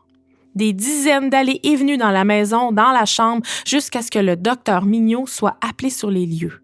Bien que la thèse du suicide soit plausible en raison des rumeurs sur l'état dépressif d'Isidore, le docteur Mignot ne mettra pas beaucoup de temps à avoir de sérieux doutes en voyant le cadavre. Il serait très étonnant, en raison des blessures et de l'état de la chambre, que ce soit un suicide. Il va aussitôt en informer les autorités et rapidement, il va enfiler son chapeau officiel de coroner du district. Une enquête est officiellement ouverte. Rapidement, le docteur Mignot va mandater le maire de Saint-Canute, M. James Murphy, afin de recruter des jurés pour entamer son enquête. Pour te mettre en contexte, à l'époque, il y avait bel et bien un jury au moment de l'enquête du coroner. Il y avait comme un petit procès avant le vrai procès. Le coroner rédigeait son rapport basé sur les témoignages des témoins qu'il questionnait devant le dit jury, ce qui allait déterminer si oui ou non des accusations devaient être déposées en lien avec le crime en question. Donc, dès le lundi soir, jour même de la découverte du corps, les jurés sont conviés directement à la maison d'Isidore pour débuter l'enquête. Une autopsie est évidemment exigée et est pratiquée par les docteurs Lamarche et Prévost. En parallèle à l'enquête du coroner, 2 détectives sont nommés pour enquêter sur les circonstances de la mort d'Isidore. Les autorités font appel au grand détective Peter Kenneth McCaskill, qui est le grand patron de Canadian Secret Service, entreprise privée basée à Montréal à l'époque. McCaskill parle peu français. Il est donc accompagné d'un comparse francophone, le détective montréalais Louger Georges Crevier. Des pièces à conviction sont rapidement récupérées par le coroner Mignot et les enquêteurs, dont le couteau utilisé pour le crime qui avait été laissé sur l'oreiller à la hauteur de la tête d'Isidore. Plus l'enquête avance et plus il y a des pièces qui sont récupérées, comme des morceaux de vêtements tachés de sang trouvés dans la chambre. Un bout de plancher serait aussi découpé afin de récupérer une empreinte de soulier qui semble être celui d'une femme. D'ailleurs, une chaussure de Cordelia sera aussi récupérée dans la maison en guise de pièce à conviction, puisqu'elle semble peut-être correspondre à l'empreinte retrouvée. Je te rappelle qu'on est en 1897, donc aucune analyse des empreintes digitales sur la scène de crime n'a été faite. Petite parenthèse, j'ai un peu fouillé et c'est quelques années avant, en 1892, en Argentine, que la première identification d'un criminel grâce à un fichier d'empreintes digitales a été faite. Mais ensuite, la technique va se perfectionner et c'est au début des années 1900, en France notamment, que l'analyse des empreintes digitales va devenir l'une des principales preuves analysées lors des enquêtes criminelles. Donc, en 1897 à Saint-Canute, c'était pas une pratique courante. Avant même de recevoir les résultats de l'autopsie, le coroner Mignot demande à Cordelia Villot de venir témoigner devant son jury. On est rendu le mardi 23 novembre, au lendemain de la découverte de son mari. Elle n'est pas en état d'arrestation. Le coroner souhaite avoir sa version des faits en tant que témoin. Elle raconte dans sa déposition comment elle a découvert le corps en compagnie de son voisin, M. Bouvrette, la veille au matin. Que la dernière fois qu'elle a vu son mari vivant, c'est le dimanche après-midi après la messe, juste avant de partir voir son père. À aucun moment dans son témoignage, elle admet sa relation avec Sam Parslow, malgré les dizaines de questions qui portent sur leur supposée relation amoureuse. Donc, elle nie catégoriquement. Elle nie. Par exemple, « Pourquoi était-il si souvent chez vous? » Elle répond, « Pour le besoin de l'ouvrage. »« Savez-vous qu'on dit dans le public que Sam Parslow est votre amant? » Elle répond, « Non. » « N'êtes-vous pas allé à la soirée dansante chez John Hall, accompagnée de Sam Parslow? » Elle répond, « Non, je me suis rendue seule et je suis revenue seule. Je n'ai pas passé tout le temps avec lui. » « Sam Parslow n'avait-il pas une clé de votre maison? » Non, excepté quand on lui laissait. « Sam Parslow vous a-t-il fait des cadeaux? » Elle répond, « Jamais rien, et je le jure positivement. » « Quel habit portait Sam Parslow dimanche? » Elle répond, « Je ne pourrais dire. » Cordelia va nier chacune des allégations ou allusions en lien avec sa relation avec Sam. Elle va déclarer qu'elle est persuadée que son mari s'est suicidé, qu'il buvait beaucoup, qu'il parlait souvent de suicide et qu'il était déprimé, découragé à cause de l'argent, qu'il pleurait souvent. Les résultats de l'autopsie arriveront le jour même de la déposition de Cordelia. Au moment de sa découverte, le corps d'Isidore était couché sur le dos au travers du lit, c'est-à-dire dans le sens de la largeur. Ses jambes étaient pliées et pendaient sur le bord du lit avec les pieds qui frôlaient le sol. Le bras droit était plié à 90 degrés vers la tête et l'autre bras longeait le corps. Sa tête était renversée vers l'arrière dans une mare de sang. Son chapeau était dans le lit à ses côtés. Il portait encore son veston qui était détaché et sa chemise blanche était bien entendu couverte de sang. L'état de la chambre démontrait clairement une scène de lutte, du sang sur les murs, par terre, en grande quantité, une lampe brisée, des étagères en bois brisées. Clairement, Isidore ne s'était pas suicidé, surtout si on regarde la nature de ses blessures. Petit avertissement, la description des blessures que je m'apprête à vous faire est très graphique. La plaie la plus apparente est sans contredit l'entaille de 11 pouces qui traverse le cou d'une oreille à l'autre.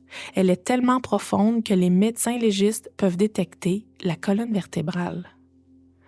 Il note aussi une plaie au menton et une troisième à la joue gauche. D'après ce qu'on peut lire dans le rapport d'autopsie, il semble aussi y avoir des blessures de défense, comme à la main gauche et sur le bras droit près du coude. C'est clair, là, ils ont affaire à un crime très violent auquel Isidore n'aurait eu aucune chance de survivre. Le 24 novembre, les détectives se rendent à la maison d'Emma Parslow, la sœur de Sam, afin de trouver des preuves qui pourraient relier Sam au meurtre d'Isidore. Et bingo! Ils vont mettre la main sur un revolver et des munitions qui appartiennent à Sam. Ils étaient dissimulés dans le grenier. Bon, là, tu vas me dire, ouais, mais c'est quoi le rapport avec la mort d'Isidore qui s'est fait trancher la gorge? Eh bien, les détectives espèrent pouvoir prouver que Sam avait bien l'intention de tuer Isidore avec ou sans le revolver. Des clés de la maison d'Isidore et Cordelia sont aussi retrouvées dans les poches de pantalon de Sam Parslow. En raison de la nature des blessures, des différentes preuves recueillies comme l'empreinte de chaussures de femme sur le plancher, le revolver retrouvé et finalement en raison des circonstances qui pointent vers une possible relation entre Cordelia et Sam Parslow, dans son rapport, le coroner déclare qu'Isidore a bien été assassiné et il tient Cordelia et Sam responsables du meurtre. Ouf.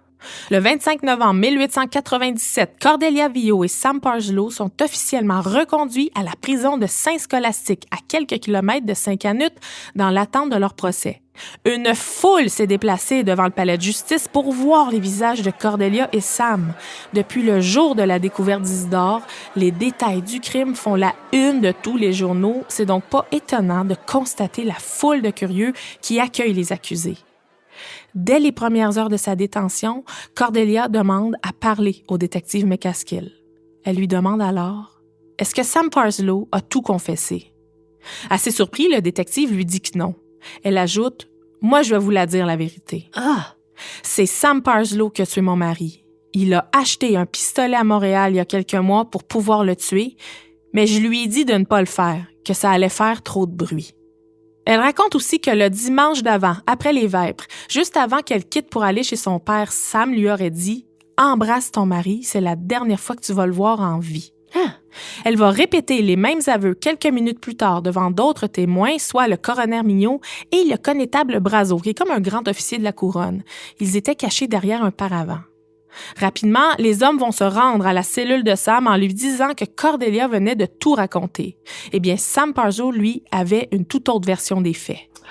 Il va déclarer que ce n'est pas lui qui parlait de tuer Isidore Poirier, mais bien Cordelia elle-même. Elle était toujours après lui depuis des mois pour qu'il tue son mari.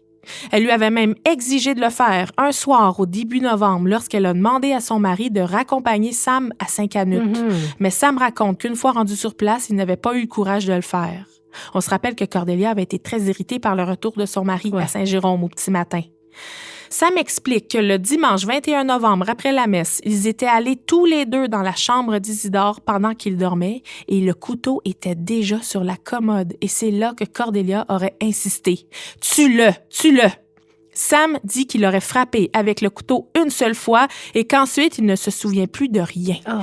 Il dit être sorti le premier de la chambre et n'a plus aucun souvenir s'il est retourné ou non.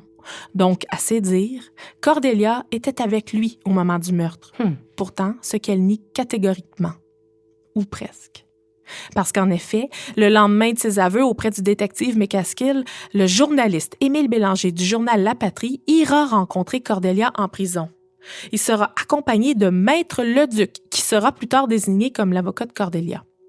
Elle va raconter sa version des faits et au moment où le journaliste lui demande si elle était dans la maison au moment du meurtre, elle aurait répondu du tac au tac et je la cite « Oui, j'étais dans la maison au moment... » Silence. Puis aussitôt, elle se rétracte. « Et j'ai pas dit que j'étais dans la maison. Je veux pas avoir dit ça. » Oh. Bon, est-ce que Cordelia aurait vraiment avoué être sur place au moment du crime ou non? Bien plus tard, son avocat, Maître Leduc, qui était présent avec le journaliste, va nier catégoriquement qu'elle aurait prononcé ces paroles-là. Mais bon. Pourtant, le lendemain, dans l'édition de La Patrie, ce sera cette version des aveux que le journaliste va rapporter. Tu te doutes bien de l'effet que ça a eu, Michel? Là? Oublie ça, ça devient difficile, presque impossible de mettre la main sur des jurés impartiaux au moment du procès. C'est pourquoi le jury sera composé essentiellement de gens illettrés. Ah. Oui, ceux qui n'ont pas pu avoir lu les journaux. Ah. C'est un peu bizarre parce qu'on sait que les gens parlent, mais bon. Le procès de Cordelia aura lieu du 17 janvier au 2 février 1898 et sera présidé par le juge Henri-Thomas Taschereau. Près d'une 60aine de témoins seront appelés à témoigner. Le procès porte sur 3 types de preuves, soit la preuve directe, ou on pourrait aussi dire les preuves matérielles. On a aussi les preuves par aveu ou par admission, basées entre autres sur les paroles de Cordelia en prison. Et finalement, et surtout, les preuves circonstancielles qui entourent principalement sa relation avec Sam Parslow. Que Cordelia ait été sur place ou non au moment du meurtre, la couronne mettra l'emphase sur les articles du Code criminel qui précisent que quiconque provoque ou incite quelqu'un à commettre un crime est tout aussi coupable que la personne qui le commet. Ah ouais. Est-ce que Cordelia a incité Sam Parslow à tuer son mari ou si Sam Parslow a voulu lui-même se débarrasser d'Isidore? Il y a énormément d'éléments dont je t'ai parlé plus tôt qui seront relatés par les témoins dans le procès afin notamment de mettre en lumière la relation entre Cordelia et Sam, que ce soit via les lettres qui s'échangeaient, du baiser qui se sont donnés lors de la soirée dansante. On parle de promenades en chariot qu'ils faisaient ensemble, mais aussi sur la manière dont Cordelia traitait son mari devant les gens, du fait qu'elle disait publiquement qu'il était un ivrogne et un paresseux, puis qu'elle avait même dit ne pas aimer son mari. Bref, plusieurs témoignages incitent à croire fermement qu'il y avait bel et bien une relation entre les deux et que Cordelia n'était pas heureuse aux côtés de son mari. Encore là, est-ce que ça prouve qu'ils ont planifié le meurtre d'Isidore? Bon, Ce serait ça le motif? c'est un peu délicat. Ben oui, c'est beaucoup basé sur ça. Cela dit, tout le monde est unanime quand il est question d'Isidore durant le procès. On dit que c'est un homme travaillant, honnête, bon citoyen, bon voisin et surtout, il n'était pas l'ivrogne que décrivait Cordelia. Isidore disait même aimer sa femme. Tu comprends qu'au fur et à mesure que le procès avance, l'image de Cordelia est de moins en moins reluisante. Puis un élément va jouer grandement en sa défaveur. Je parle ici des 3 assurances-vie qu'elle a achetées au nom de son mari. Elle en avait acheté une première en août 1894, donc 3 ans avant le meurtre, une police d'assurance de 2000 $ dont elle était la bénéficiaire si son mari devait mourir. Par contre, au bout d'un moment, parce qu'Isidore était en Californie, elle n'était plus en mesure de payer les primes. Donc, la police d'assurance a expiré malgré les efforts de Cordelia à la maintenir valide. En juin 1897, elle a fait une démarche pour obtenir une police d'assurance au montant moins élevé, soit 1 000 $. Et un mois plus tard, en juillet, elle a acheté une troisième assurance, aussi au montant de 1 000 $. C'est louche. On est quand même quelques mois avant le meurtre.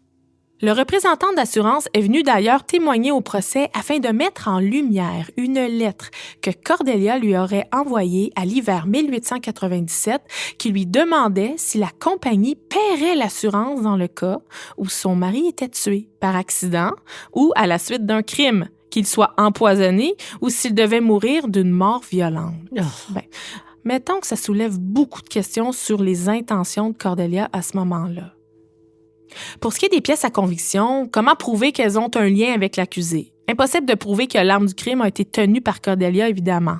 Et l'empreinte de chaussures de femme, oui, ils ont trouvé une chaussure correspondante à la trace, mais aucune trace de sang n'a été relevée sur la dite chaussure. Il y a tellement de curieux qui se sont pointés dans la chambre d'Isidore avant l'arrivée du coroner. Comment prouver que c'est une empreinte de Cordelia? Et toutes les analyses de sang qui ont été effectuées sur les objets ou les vêtements recueillis, la seule conclusion pour certaines gouttelettes retrouvées sur un tablier, par exemple, indique qu'il s'agit de sang humain ou d'un autre mammifère. Eh boy. Mais c'est ça. Encore une fois, ça prouve pas grand-chose. Par ailleurs, ça aurait été intéressant d'entendre Cordelia témoigner à son procès, mais malheureusement, à ce que je comprends, elle a refusé. Donc, la couronne a décidé de présenter en preuve la déclaration que Cordelia a faite devant le coroner au moment de son enquête les jours suivant le meurtre. Est-ce que c'est une preuve admissible à ton avis? Je te rappelle que lorsque Cordelia a parlé devant le jury du coroner, elle y était en tant que témoin. Et même si elle faisait l'objet de soupçons, elle n'était pas en état d'arrestation. Donc, techniquement, elle a fait sa déclaration de manière libre et volontaire. Donc, dans les circonstances, ce qu'elle a dit n'aurait pas dû en aucun cas être tenu contre elle plus tard. Mais pourtant, cette déposition-là sera utilisée comme témoignage officiel dans le cadre de son procès. C'est carrément illégal, Michel, là. Même encore aujourd'hui, c'est une déclaration au coroner qu'elle a fait, là, et non à la police. Mmh. En plus de cette déclaration-là, Maître Leduc tentera de discréditer une autre preuve, soit les aveux que Cordelia aurait faits en prison, sous prétexte qu'elle les aurait dits sous la menace ou suite à de fausses promesses. Parce qu'en effet, on sous-entend que le coroner Mignot lui aurait dit que si elle voulait sauver son cou de la pendaison, qu'elle serait mieux de faire des aveux. Puis on dit aussi que le détective McCaskill lui aurait promis une chambre d'hôtel au lieu de la prison si elle faisait des aveux. Bref, aux yeux de la défense, ce sont deux preuves dont l'admissibilité est questionnable. D'ailleurs, elles seront soumises à la cour d'appel pendant le procès, afin de déterminer si elles sont admissibles ou non. Peux-tu croire, Michel, le processus s'est fait pendant le procès, et ce, sans ajournement, là.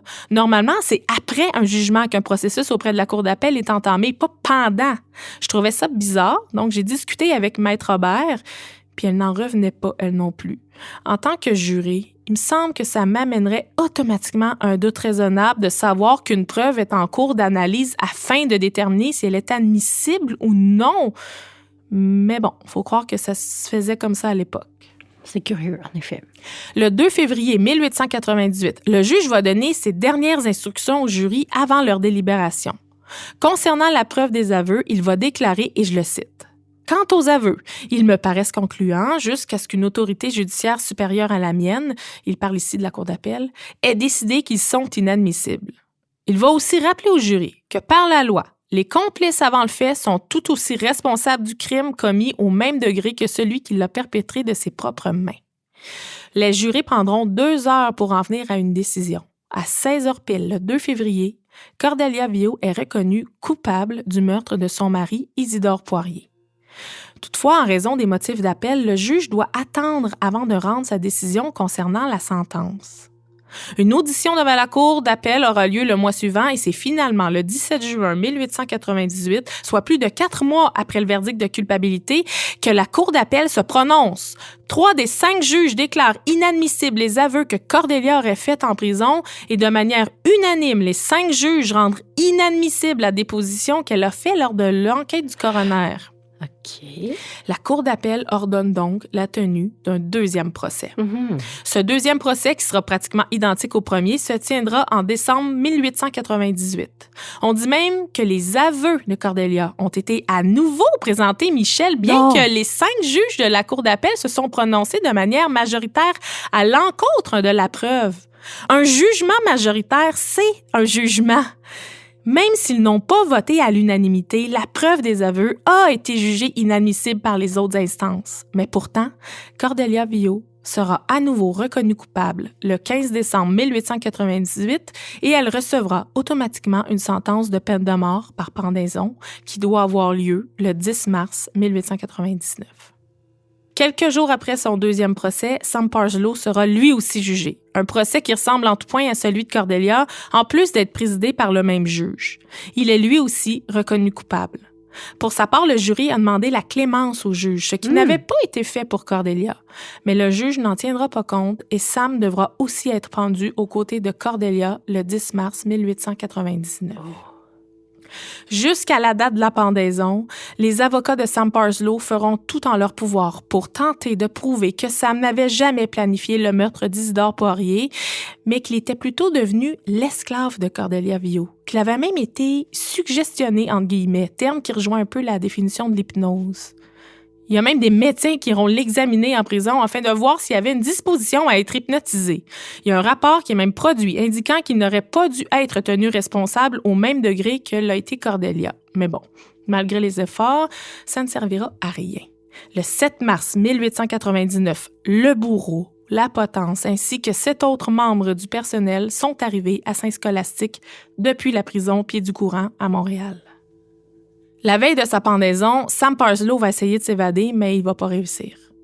C'est le 10 mars, comme prévu, à 8 heures du matin, dans la cour intérieure de la prison commune de Saint-Scholastique, que les 2 détenus sont pendus, en même temps, dos à dos.